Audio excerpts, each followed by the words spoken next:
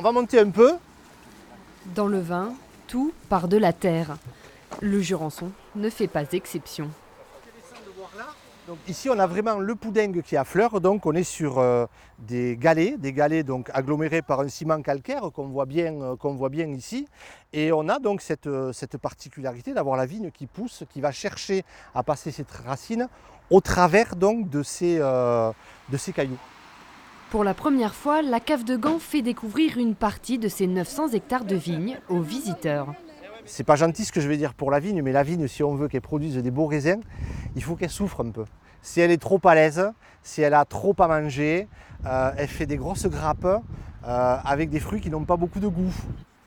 Terroir, terrassement, élagage, toutes les étapes de la culture du vignoble sont abordées devant un auditoire captivé.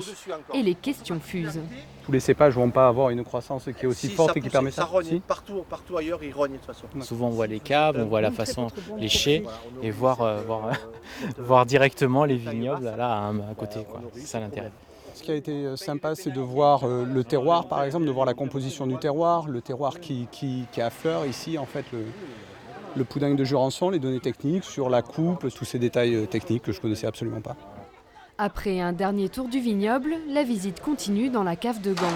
Le public peut donc suivre le parcours du raisin jusque dans la bouteille. Après, il y a la partie vinification, fermentation, l'élevage qui se fait dans ces chais ici. Et après, donc, dernière étape, c'est mise en bouteille, étiquetage et on a fini le cercle. Des bouteilles vite ouvertes à la fin de la visite pour une dégustation bien méritée avec modération.